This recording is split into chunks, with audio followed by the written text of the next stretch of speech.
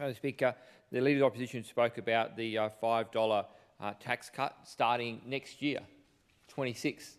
Madam Speaker, we're only in the third month of this year. That's a lot of time between now and then, Madam Speaker, for the cost of living crisis that this Labor government have afforded upon Territorians. Let me start by saying the federal budget was an absolute flop. The federal government has clearly forgotten about the Northern Territory. Madam Speaker, it's not hard to find us. If you look at a map of Australia, we're the giant chunk of land sitting right at the top in the middle. Our border is South Australia, and we go right up to the Arafura Sea.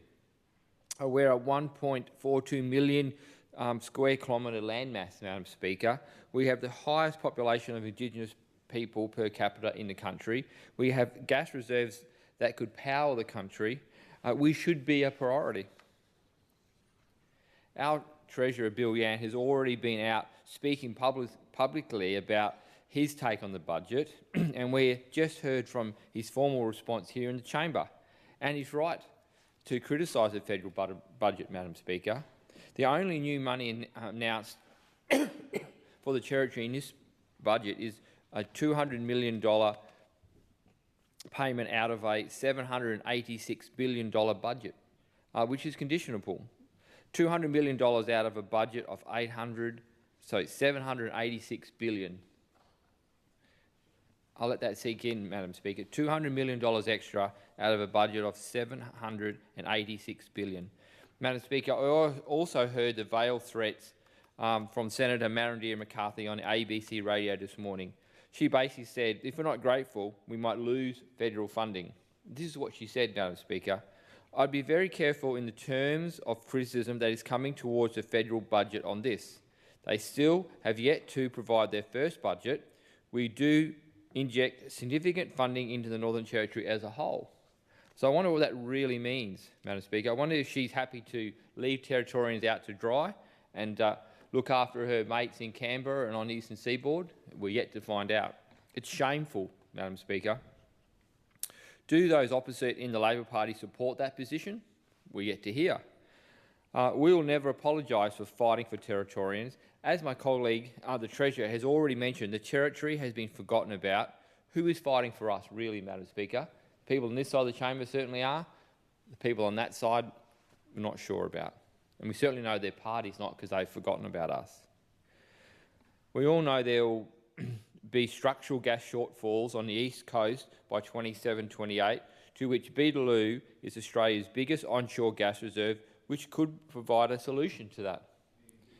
The east coast needs cheap and abundant gas rapidly to avoid large-scale blackouts, but without Beetaloo investment, the Territory cannot deliver.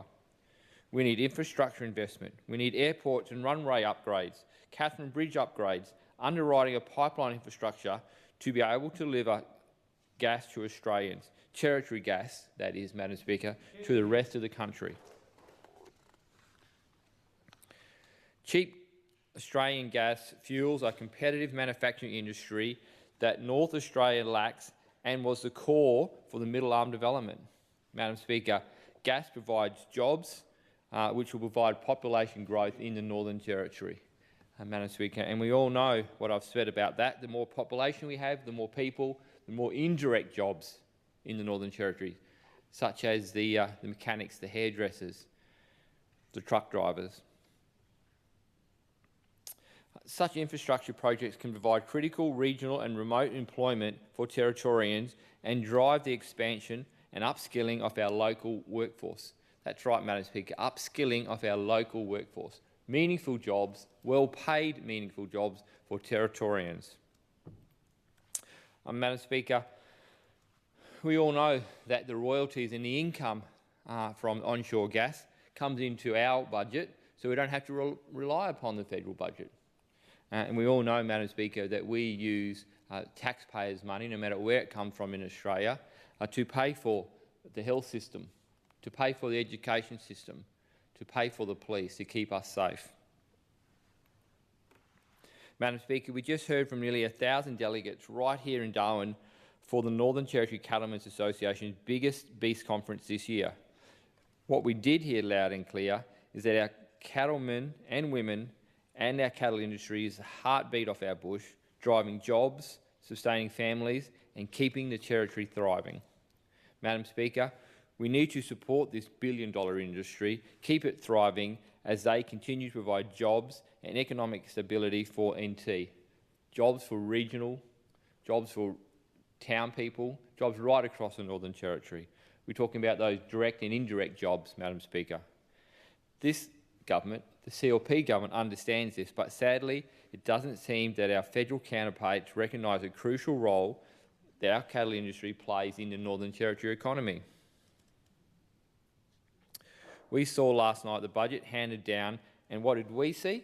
What did the Northern Territory see? Nothing but this $200 million out of the $786 billion, which is conditional upon that we've got to chip money in, Madam Speaker, and we know the budget is completely cooked by the previous 8 years of the Labor government. The Treasurer spoke about a $5 billion program and only allocating $313 million to pay for that. So the cash payment, they knew they can't deliver it. They did that in a way to sneak the budget through in an election year. Again, Madam Speaker, $5 billion worth of programs and only $300 million to pay for it. So that's going to be programs that have been programmed to commence in the Northern Territory, but simply cannot be funded because the Labor government, the previous Labor government, failed to plan ahead and have money in the budget ready for these programs that they've started. Madam Speaker, we've heard loud and clear that our cattle industry needs roads. The roads need to be a priority. We understand that time is weight and weight is money, and taking the long way around is just not good enough. Our roads are a mess, left to decay over 8 years of no money being prioritised to upgrade these vital pieces of infrastructure. Madam Speaker, not to mention the animal welfare, where these trucks drive across roads which are broken down and dangerous, and these cows getting vibrated around, the dust, in the worst extremes, trucks rolling, Madam Speaker. How can we expect our cattle industry to get to the port for the live export to Indonesia when our road trains are struggling just to safely travel from property onto the roads, up the highway to the port? How can Central Australian producers move their cattle off property when the roads are simply unsafe to travel on? Live exports are the lifeblood of our economy and a crucial part of our trade with Asia. And we do take that seriously, Madam Speaker, because we've introduced Minister for Asian and Trade Relations, who's been overseas promoting the territory, promoting our livestock and promoting a better relationship with our partners to the north. We must protect and expand these markets, and I will do everything in my power to ensure the live export remains strong and moves forward in the Northern Territory. We have heard the Sandover Highway is a mess. The Tanami is a liability. It's been getting done bit by bit, but those roads in the Central Australia, and Madam Speaker, we've heard from time and time again the member of the Barclay tell us about the roads. I've spoken to people who live in that area. I've driven down some of those roads and they are disgraceful. Madam Speaker, I think I've told the story where I was on the Stewart Highway about 40 k's south of Tennant Creek.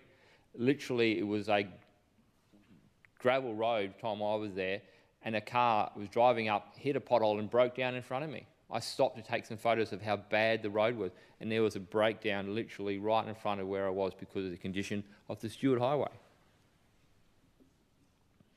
Our roads connect our trucks to the mines, our mines to the ports, and it's crucially important that we need to make sure that our roads are a priority. The appalling Labor government, instead of handing down a responsible budget for the Northern Territory, they focused solely on trying to get re-elected. Shame on them. I briefly touched on the port, Madam Speaker. Again, the member for Solomon has been speaking about the importance of the port for the last few weeks. Why? No money, no focus. Our crucial port, our gateway to Asia, has again been ignored. Billions of dollars have been promised for other parts of regional Australia, yet the Northern Territory got mere maintenance money. Madam Speaker, it seems that the federal government has forgotten about us, and it's clear that those opposite refuse to fight for Territorians. Madam Speaker, there are just some of many things in the budget, but let me give you an example of some of the things that Minister, the federal your Labor... time has expired.